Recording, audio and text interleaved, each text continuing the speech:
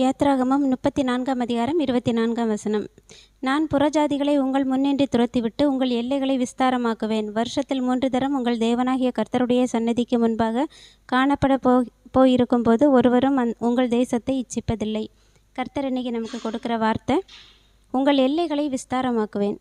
உங்கள் எல்லைகளை விஸ்தாரமாக்குவேன்னா அதை நம்ம லிட்ரலாக நம்மளுடைய ஆஸ்திகள் பெருகும் அப்படியும் எடுத்துக்கலாம். இல்லை, கர்த்தருக்கு பிரியமான நம்மளுடைய ஜனக்கூட்டம், நம்ம ஒரு இடத்துல கொஞ்சமாக இருப்போம், நம்மளுடைய அந்த கர்த்தரை அறிந்தவர்களுடைய அந்த கூட்டங்களும் அதிகமாகும்.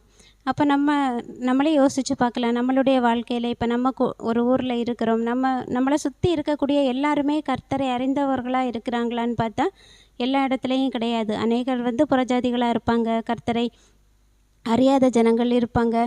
அப்போது அவங்கள எல்லாம் நாம் எப்படி கர்த்தருக்கு நேராக வழி நடத்தலாம் அப்படின்னு பார்த்திங்கன்னா, வசனம் சொல்லுது, ஒருவனுடைய வழிகள் கர்த்தருக்கு பிரியமாயிருந்தால் அவனுடைய சத்துருக்களும் அவனுடைய சமாதானமாகும்படி செய்வார்.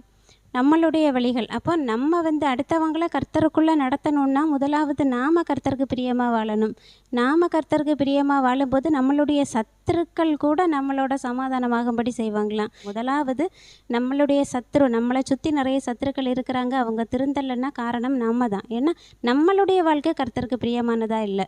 நம்மளுடைய வாழ்க்கை கர்த்தருக்கு பிரியமாய் மாற மாற நம்மளுடைய சத்துருக்களும் சமாதானமாகும்படி கர்த்தர் செய்வாங்க. அந்தபடியே நம்மளுடைய எல்லைகளும் பெரிதாகும். கர்த்தர் அப்படிப்பட்ட வார்த்தையை நமக்கு கொடுத்துருக்காங்க, அந்த ஆசீர்வாதத்தை நமக்கு தந்திருக்கிறாங்க. இன்னையிலேருந்து நம்மளுடைய வாழ்க்கையில் நம்மளுடைய சத்துருக்களுடைய எண்ணிக்கை குறைஞ்சிக்கிட்டே வரும். ஏன்னா நம்ம கர்த்தருக்கு பிரியமாக வாழணும்னு முடிவெடுத்துட்டோம். கர்த்தர் கூட இருந்து வழி நடத்துவாங்க. அதனால் நம்ம அதை சுதந்திரித்து கொள்வோம். இன்றைக்கும்